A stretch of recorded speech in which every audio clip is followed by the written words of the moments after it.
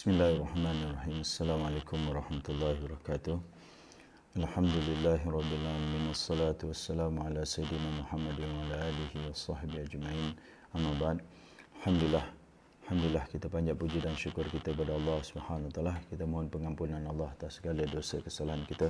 Kita mohon perlindungan Allah daripada kejahatan diri kita dan kita mohon bantuan pertolongan Allah Subhanahu wa taala untuk kita memahami kitabnya, untuk kita bertazkirah, untuk kita mendapat peringatan daripada Allah Subhanahu wa taala. Insya-Allah taala pada pagi ini kita akan lihat kepada surah Ibrahim ayat yang ke-24 muka surat 258.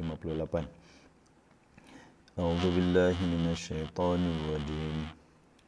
Alam tara kaifa daraballahu mathalan kalimatan thayyibatan kasyajaratin thayyibah أصلها ثابت وفرعها في السماء تؤتي أكلها كل حين بإذن ربها ويضرب الله الأمثال للناس لعلهم يتذكرون ومثل كلمة خبيثة كشجرة خبيثة اجتثت من فوق الأرض ما لها من قرار يثبت الله الذين آمنوا بالقول الثابت في الحياة الدنيا وفي الآخرة ويضل الله الظالمين ويفعل الله ما يشاء. Sadaqallahul azim. Allah Subhanahu wa taala telah membuat perumpamaan tentang orang beriman dengan orang kafir.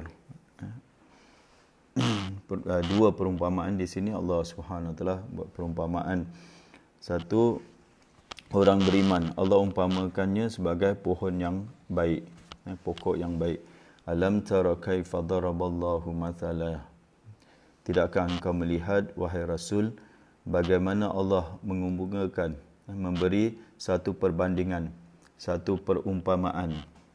Perumpamaan orang yang beriman itu kalimatan thayyibah. Allah membuat satu perumpamaan itu kalimah yang baik. Itu kalimah yang baik itu seorang mukmin. Seorang mukmin yang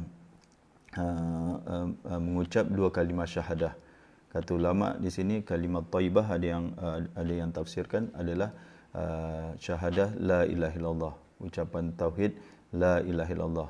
Itu kalimah yang baik itu adalah ucapan yang baik, ucapan kalimatu syahadah.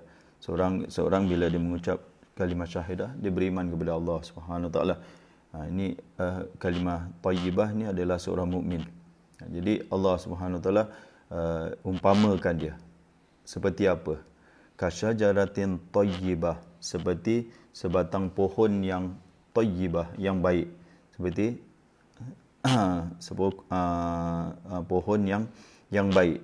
Satu dia punya sifat dia, pohon ni baik. Asluha sabitun. Ini akarnya, pangkalnya, akarnya teguh, tetap teguh di bawah bumi ni, kuat, dia punya akar dia kuat.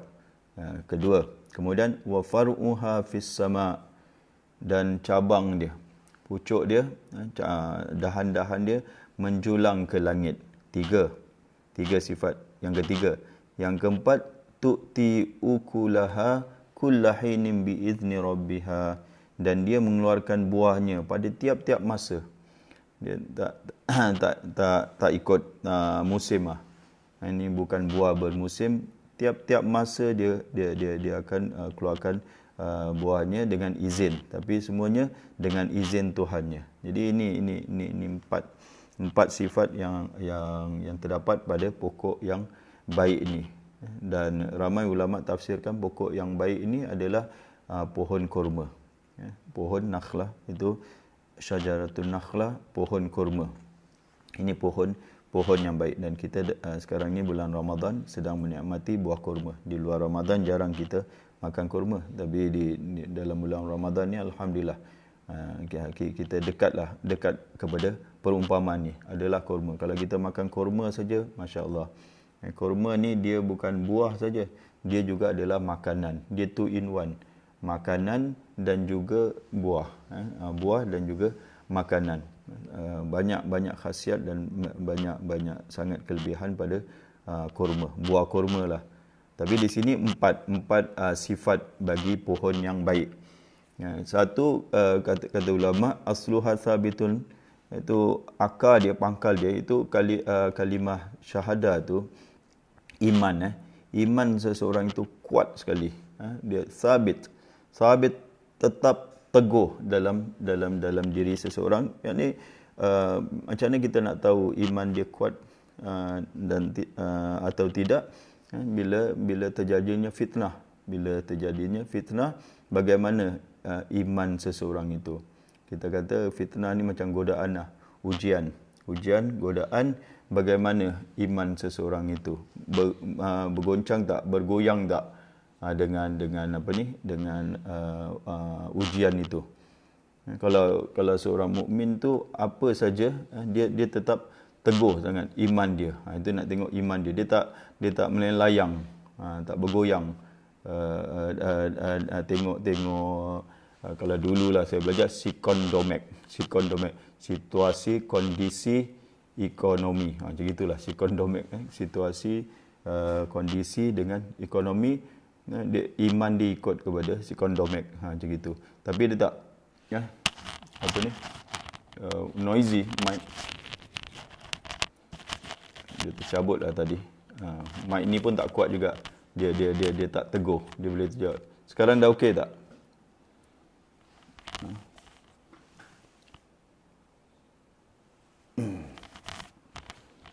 Tak tahu. Mic dah okey tak? Suara dah okey tak?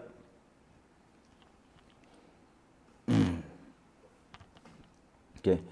Kita terus sajalah. Jadi itu sifat yang pertama. Seorang mukmin ini dia teguh iman dia. Iman dia tetap teguh. Okey. Yang kedua, far'uha fis sama', itu amalan dia. Amalan dia dia kata cabang dia, dahan dia julang ke langit. Dia menghadap ke langit lah. Menghadap ke langit berarti apa? Amalan dia. Setiap hari dengan iman tu dia beramal dan amal dia naik ke langit sampai kepada Allah Subhanahu. Tiap-tiap hari. Setiap hari itu amalan dia akan naik ke langit, dan ada orang yang amalan dia tak naik ke langit. Kalau amalan buruk ni tak naik ke langit, tapi amalan orang beriman setiap hari akan naik ke langit. Itu amalan baik dia. Itu dua dia punya perumpamaan. Yang ketiga pula satu, dua, macam mana ketiga, yang pertama adalah dia baik, dia pokok sorry maaf. Yang pertama dia adalah pohon yang baik. Pohon yang baik iaitu dia punya ucapan dia, kalimah dia, itu kalimah syahadah dia baik. Akidah dia lah baik, dan dia tetap teguh dalam hatinya. Yang kedua. Yang ketiga, amalan dia sampai ke langit. Semua amalan dia naik ke langit. Yang keempat, ini yang keempat. Tu'ti ukulaha kullahinim. Dia mengeluarkan buah. Apa bersamaan dengan seorang mukmin? Seorang mukmin ni setiap masa waktu dia manfaat kepada diri dia dan kepada orang lain. Ibadat dia manfaat kepada diri dia. Akhlak dia manfaat kepada diri dia dan kepada orang lain. Semua apa segilah, setiap masa dia berbuat baik. Setiap kata ulama di sini, macam buah kurma ni setiap pagi, petang, siang, malam dia akan berbuah. Dia akan berbuah, dan kalau dia keluarkan buah, kita sekarang nikmati faedah dia. Dia punya manfaat daripada buah dia. Sama juga seorang mukmin ni, dia bukan untuk diri dia sendiri. Orang di sekitarnya dapat rasa kebaikan dia. Kebaikan yang dengan akhlak dia, dengan tutur kata dia yang baik. Semuanya yang keluar daripada dia adalah yang baik sehingga orang menikmati. Orang masa nikmat dengan keberadaan dia. Ini kita cerminkan diri kita lah, senang saja. Aku ni berfaedah tak, bermanfaat kepada orang di sekeliling aku. Masya Allah, kita lihat sekarang ni orang dia berbuat baik dengan harta dia. Orang dapat faedah, dia orang kaya. Kalau orang kaya, tuan-tuan, kalau orang kaya, orang berada, orang banyak duit dalam bank. Kalau kita tak dapat, kalau orang di sekitar dia, terutama orang yang memerlukan lah, orang yang berhajat, orang-orang yang miskin ni, tak dapat faedah daripada harta dia. Tak dapat faedah. Apa guna dia berharta? Dan seorang bapa, dia ada kereta 2-3 kereta di rumah, kereta yang baik-baik semualah. Kereta sport, kereta ini, macam-macam kereta dia ada. Satu pun anak dia tak boleh drive. Orang akan puji, bapa engkau banyak kereta. Banyak kereta lah. Macam-macam kereta ada yang ini ni. Anak dia jawab macam mana? Kalau anak dia sendiri, kalau tak boleh, tak dibenarkan untuk madu. Apa banyak kereta pun tak guna. Aku pun tak boleh tak boleh bawa kereta tu. Dia pun tak kasih aku bawa. Kan betul tak anak akan cakap gitu? Buat apa kaya macam gitu? Orang puji, oh bagus bapa. Yang anak dia sendiri tak merasa nikmat, tak merasa faedah daripada kekayaan bapa dia. Jadi begitu juga dengan seorang itu, kalau dia ada ilmu, buah dia mana? Ilmu dia, buah dia adalah amal. Dia kena beramal dengan ilmu dia tu. Kalau dia ada harta, dia kena zakatkan. Sama jugalah, ilmu pun zakat, harta pun zakat dia. Dia kena keluarkan zakat dia. Dia kena keluarkan sedekah dia. Jadi orang merasai. Orang akan doakan. Orang akan doa dan dia menjadi seorang yang baik sekali. Keberadaan dia di tengah-tengah masyarakat, di kalangan masyarakat, memberi faedah kepada orang di sekitarnya. Jadi senang aja. Jadi Allah Subhanahu Wa Taala buat perumpamaan ni, Allah kata wa yadribullahu lamsal linnas. Allah buat perbandingan perumpamaan ini untuk manusia. La'allahum, tujuan dia apa? La'allahum yatadzakkarun, supaya mereka beringat, supaya mereka dapat pengajaran. Aku ni macam pohon yang baik ke tidak? Senang aja nak cakap. Pohon baik yang berbuah dan dahan dia kuat dan dia bertahun-tahun dia ada, dia tak goyang atau tercabut ke apa. Aku ni pohon yang baik atau pohon yang buruk? Pohon yang buruk pula, Allah Subhanahu Wa Taala teruskan pula. Jadi senang aja.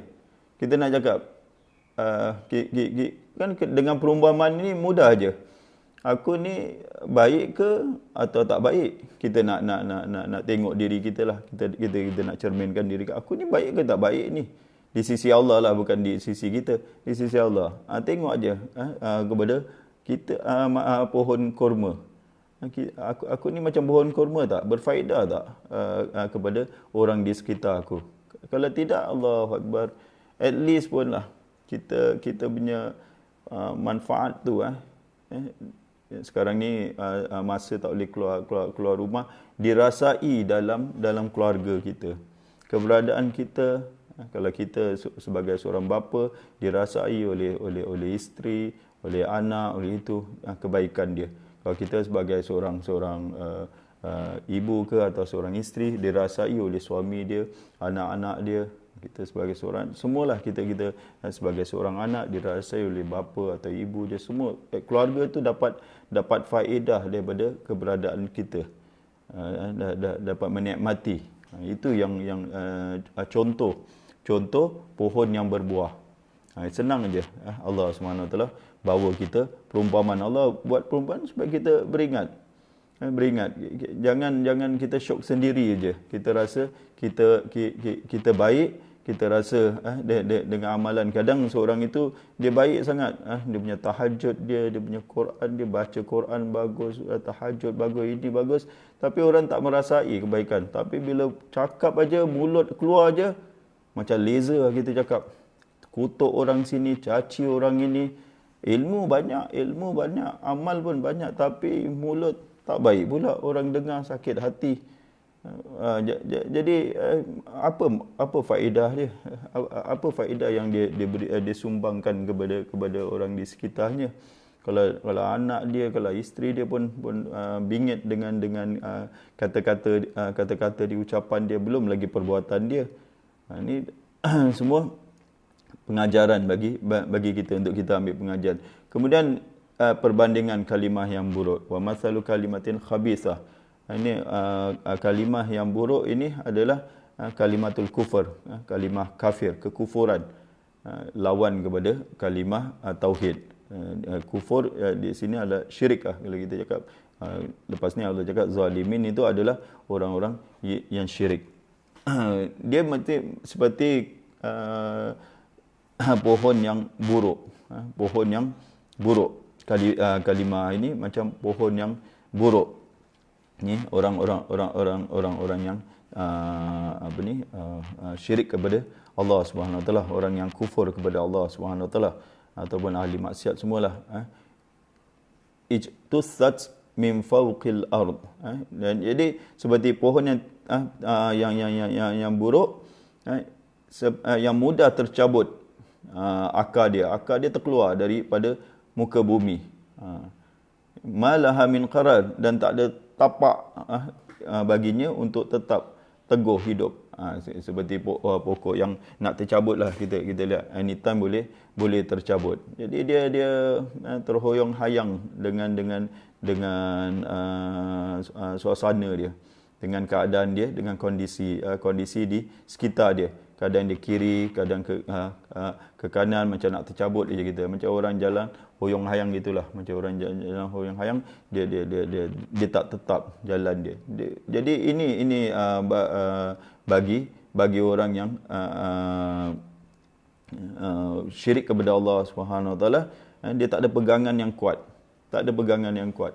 Kalau kita tengoklah syirik tadi tauhid, kalau orang ni tauhid kepada Allah Subhanahu Wa Taala, dia betul-betul beriman kepada Allah. Allah yang menyembuh penyakit dia. Kalau dia sakit, Allah yang menyembuhkan penyakit, dan dia tetap dia berdoa kepada Allah. Dan kalau dia ada penyakit jin ke, kenapa ke, ada sihir ke, atau gangguan, dia hanya memohon kepada Allah Subhanahu Wa Taala, dan dia ruqyah diri dia dengan ayat Quran. Tapi bagi orang yang ahli syirik, orang suka buat kesyirikan ni, bila dia kena gangguan, diuji dengan gangguan jin, dengan gangguan-gangguan ni, sibuk dia cari tak tentu arah, cari bomo lah untuk berobat ini, berobat itu, macam-macam, dan percaya yang khurafat, yang karut.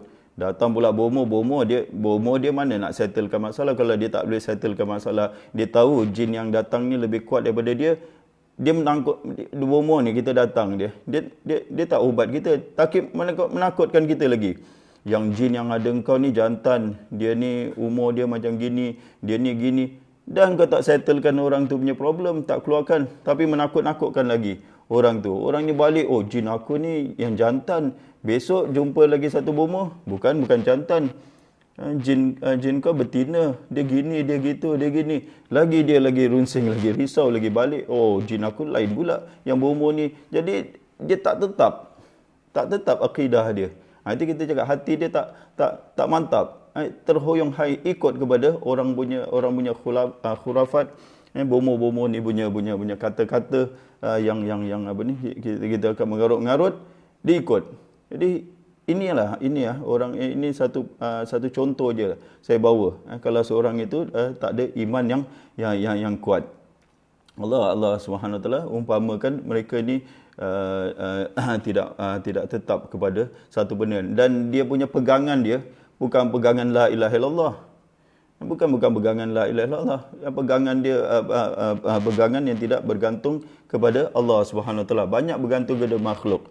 Macam mana orang ni nak teguh iman dia kalau dia bergantung kepada makhluk? Apa saja tuan-tuan, apa saja segi kalau kita bergantung kepada makhluk, contoh rezeki ke, kesihatan ke, atau kita kata dalam masalah apa saja, kalau kita bergantung kepada makhluk, maka kita salah tempat lah. Kita bergantung kepada benda yang lemah. Kita bergantung kepada makhluk yang lemah. Sepatutnya kita bergantung kepada Khaliq, kepada yang mencipta makhluk ni, kita bergantung, kita serahkan urusan kita kepada Allah Subhanahu Wa Taala. Ini jadinya pohonnya tidak tetap seperti pohon yang tidak tetap. Allah Subhanahu Wa Taala berfirman, yusabbitullahu alladhina amanu. Allah tetapkan, teguhkan orang-orang yang beriman itu, bil qawli thabit fil hayatid dunya, dengan kalimah yang sabit, kalimat yang teguh sekali, dengan iman dia, kalimah tu daripada ucapan la ilaha illallah dia teguh, dia betul-betul berpegang kepada teguh. Lagi satu, sebab itu kita nak kena belajar kalimat tu tauhid kita, apa makna la ilaha illallah. Dia bukan mudah sangat kita ucap la ilaha illallah tapi kita tak faham apa makna sebenar apa yang kita ucapkan. Bila seorang itu belajar, masih makin teguh lagi. Kalau dia dah tahu, dia kuatkan lagi. Kalau dia tak tahu, baru dia kenal kalimah la ilaha illallah yang dapat menegurkan kehidupan dia.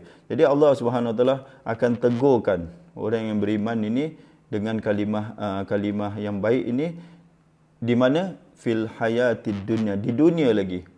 Di dunia ni dia orang yang berpendirian, tuan-tuan. Dia orang yang berpendirian. Kalau kita lihat orang yang berpendirian apa saja, dalam keadaan apa saja, dia dengan keimanan dia. Sibuk macam mana pun dia dengan zikrullah, ingat Allah, ingat bersolat, dalam keadaan apa saja. Dia kadang ada orang tu kadang dia solat ikut waktu. Kalau dia sibuk, dia tak solat. Kalau dia tak sibuk, dia solat. Jadi dia puasa pun sama juga. Kalau dia tak ada apa-apa, kadang dia main bola, ada match ke apa, dia tak puasa. Kalau tak ada match, dia puasa. Kadang training pun dia buka juga. Itu kita kata. Jadi dia tak teguh dia punya iman dia. Adapun orang yang benar-benar beriman, alladzina amanu, Allah teguhkan mereka di dunia lagi. Wa fil akhirah, dan di akhirat. Ni kita cakap. Akhirat ni kata ulama adalah waktu dia nak meninggal, dia dapat mengucap la ilaha illallah dengan teguh, dan yang stesen yang pertama sekali selepas dia meninggal adalah stesen kubur. Stesen dia akan singgah di stesen kubur. Di situlah kata ramai ulama cakap wa fil akhirah adalah dia akan dapat menjawab pertanyaan mungkar dan nakir di dalam kubur, macam semalam kita katakan. Jadi di dunia ni Allah Subhanahu Wa Taala teguhkan iman dia, dan bila nanti di dalam kubur dia dapat menjawab 3 soalan, man rabbuka, ma dinuka, man nabiyuka. Dia akan cakap Allahu rabbi, al-islamu dini, dan Muhammad sallallahu alaihi wasallam nabiyyi wa rasuli wa nabiyyi. Dia akan menjawab Allah itu rasul, Allah itu Tuhanku, Islam itu adalah agamaku, dan rasul itu adalah Muhammad itu adalah rasulku. Kita macam mana punya belajar tinggi macam mana, kata ulama, soalan kubur tu adalah soalan darjah 1. Kita akan jawab soalan darjah 1. Jadi kalau kita fikirkanlah, takkan soalan ni senang lah. Takkan soalan ni senang sangat soalan dalam kubur. Sekarang aja kita dah tahu jawapan dia. Itu menunjukkan berita bukan masalah awak hafal dia punya jawapan tu. Isu dia bukan awak hafal, awak tak hafal dia punya soalan. Kalau cakap nak hafal, soalan tu memang mudah sekali. Tapi kehidupan kita, adakah di atas 3 landasan ini tak?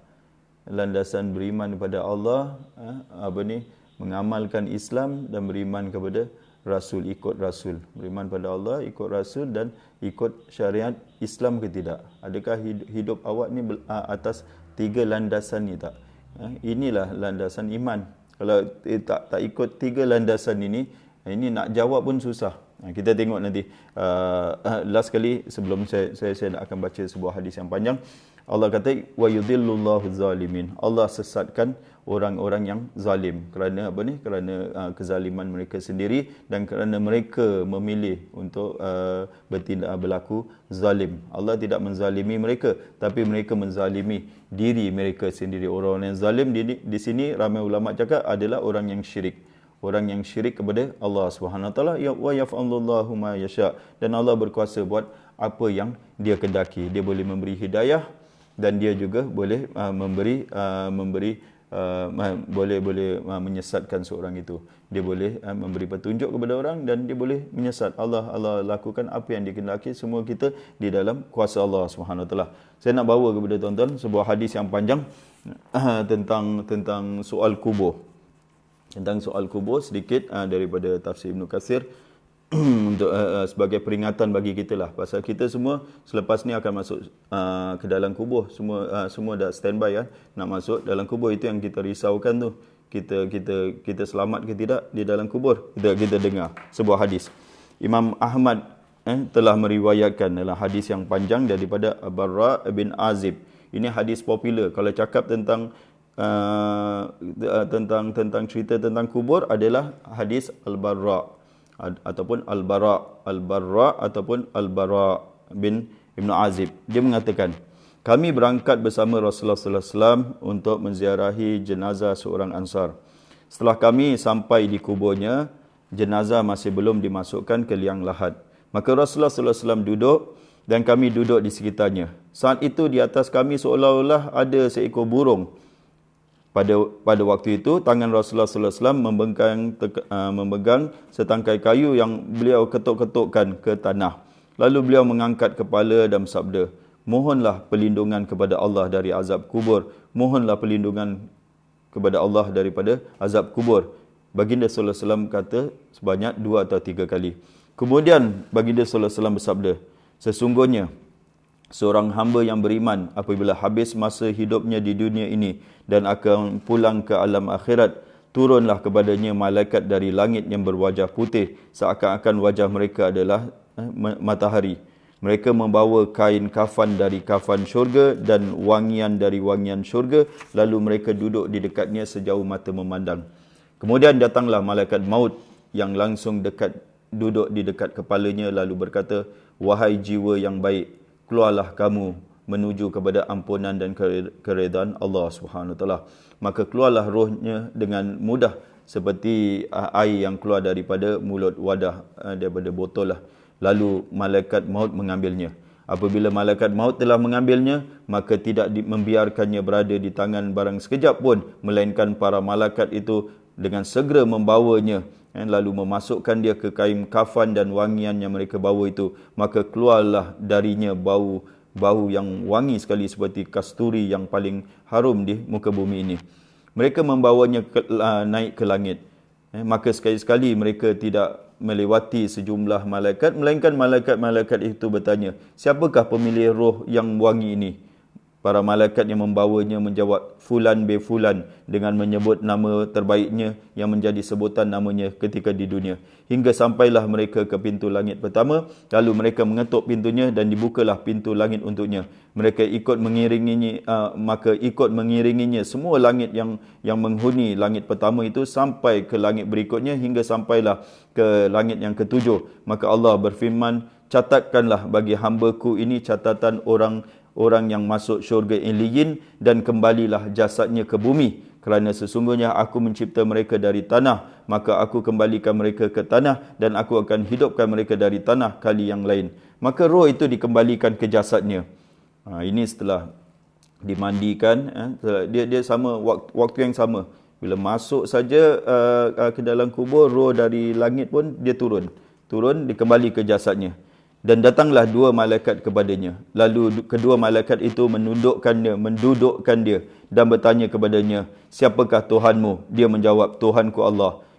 Keduanya bertanya, apakah agamamu? Dia menjawab, agamaku Islam. Keduanya bertanya, siapakah lelaki yang diutuskan kepada kamu? Dia menjawab, dia adalah utusan Allah.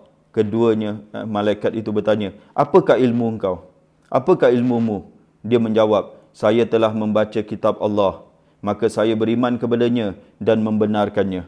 Maka berserulah dari langit suara yang mengatakan, benarlah apa yang dikatakan hamba-Ku, maka hamparkanlah untuknya hamparan dari syurga, berilah ia pakaian dari syurga, dan bukalah untuknya sebuah pintu menuju ke syurga. Jadi sekejap aja dia akan dijawab, kata Rasulullah sallallahu alaihi wasallam. Ini bukan dah hadis, ni komen saya lah.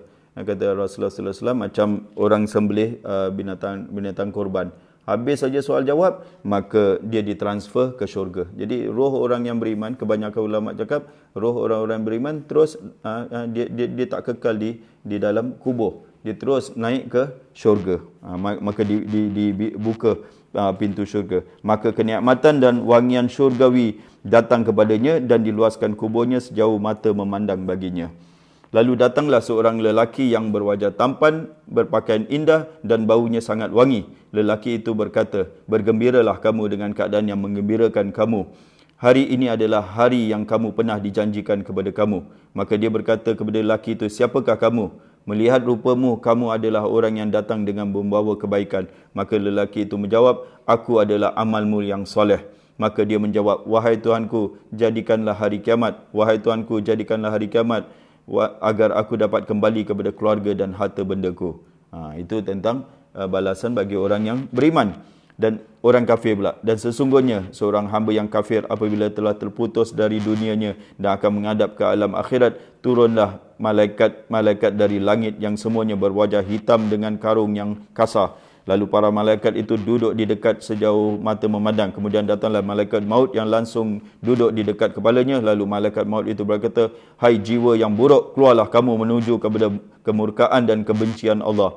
Maka roh itu terpencah ke seluruh tubuhnya, iaitu tolak, sehingga malaikat maut mencabutnya sebagaimana seorang itu mencabut dicakap sini kayu dari kain bulu yang basah. Maka malaikat maut mencabutnya dengan paksa. Apabila dia telah mencabutnya, dia tidak membiarkan di tangannya barang sekejap pun, melainkan para malaikat memasukkan dia ke dalam karung goni itu. Dan keluarlah daripadanya bau bangkai yang busuk yang ada di muka bumi. Para malaikat membawanya naik dan tidak sekali-sekali mereka melewati sekumpulan malaikat, melainkan mereka bertanya, "Siapakah yang memiliki roh yang buruk ini?" Para malaikat membawanya berkata, "Dia adalah si Anu dan si Anu, si Fulan dan si Fulan," dengan menyebut nama terburuknya yang biasa disebutkan di dunia. Hingga sampai di langit pertama, lalu di pintu itu diketuk tetapi tidak dibuka. Rasulullah SAW membaca firman Allah yang bermaksud tidak sekali-sekali akan dibukakan bagi mereka pintu-pintu langit dan tidak pula mereka akan masuk syurga hingga unta masuk ke lubang jarum.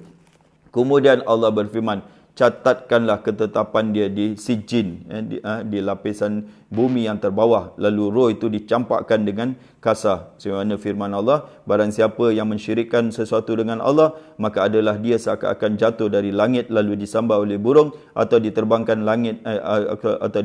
angin di tempat yang jauh. Kemudian rohnya dikembalikan ke jasadnya. Lalu dia didatangi oleh dua malaikat dan kedua malaikat itu mendudukkannya serta bertanya kepadanya, "Siapakah Tuhanmu?" Dia menjawab, "Aku tak tahu." Keduanya bertanya lagi, "Apakah agamamu?" Dia menjawab, "Aku tak tahu." Keduanya bertanya lagi, "Siapakah lelaki yang diutuskan di antara kalian?" Dia menjawab, "Aku tidak tahu." Lalu terdengarlah suara dari langit yang menyatakan, "Hamba-Ku berdusta." Maka gelarkanlah untuknya hamparan dari neraka dan bukalah baginya sebuah pintu dari neraka. Maka panas neraka dan asapnya sampai kepadanya, lalu kuburannya mengencet, ini bahasa Indonesia, mengencetnya sehingga tulang-tulangnya berantakan. Kemudian datanglah kepadanya seorang lelaki yang berwajah buruk dan pakaiannya serta busuk baunya. Lalu lelaki itu berkata, "Bersenang-senanglah kamu dengan hal yang menyeksamu ini. Inilah hari yang kamu telah dijanjikan." Dia berkata, "Siapakah kamu? Wajahmu buruk sekali." Maka lelaki itu menjawab, "Akulah amal perbuatanmu yang buruk." Maka dia berkata, "Wahai Tuanku, janganlah engkau jadikan bagiku hari kiamat." Itulah sedikit tentang peringatan kepada kita. Semuanya balasan ni semua dia dia bergantung kepada amalan seseorang itu di dunia. Jadi kita tahu, kita takutlah tuan-tuan. Balasan akhirat ni selama-lama tuan-tuan. Bermula daripada alam kubur sampai kepada syurga atau neraka. Lama sangat kita cakaplah. Dia punya lama. Kalau duduk di dalam neraka pun lama. Tapi ditentukan oleh amalan yang sedikit sangat di dunia. Sedikit sangat amalan dia di dunia. Bayangkan kalau orang tu hidup dia sampai umur 20 tahun. Sampai umur 30 tahun. Baru hidup di dunia 30 tahun saja. Tapi melalui penyiksaan, seksaan selama-lama. Jadi hidup di dunia ni sekejap aja sebenarnya. Sekejap aja. Hidup di dunia. Ini kehidupan kita di dunia ni yang menentukan nasib kita di sana. Allah, sikit aja, sekejap aja kita di dunia. Cakaplah di sana 1 juta, 100 juta tahun, 100 juta tahun. Kalaulah kita boleh bagi figure dia 100 je, tapi ditentukan oleh hidup kita 60-70 tahun saja. Ini kita insaf, kita takut. Kita kita tak dapat melakukan amalan ataupun yang dapat menyelamatkan kita di sana. Itu kita takut. Jadi kita mula kita muhasabah diri kita, lihat tentang amalan kita, dan kalau kita lihat perbandingan ni, kita lihat sama ada kita ni pohon yang baik ataupun pohon yang buruk. Moga-moga Allah Subhanahu Wa Taala memberi kita kekuatan, memberi kita taufik hidayah untuk kita menjadi seorang yang lebih baik di dunia ni, dan moga-moga Allah menerima amalan kita dan menyelamatkan kita di akhirat nanti. Wallahu a'lam bissawab. Aqulu qouli hadza wa astaghfirullahal azim li wa lakum. Wassalamualaikum warahmatullahi wabarakatuh.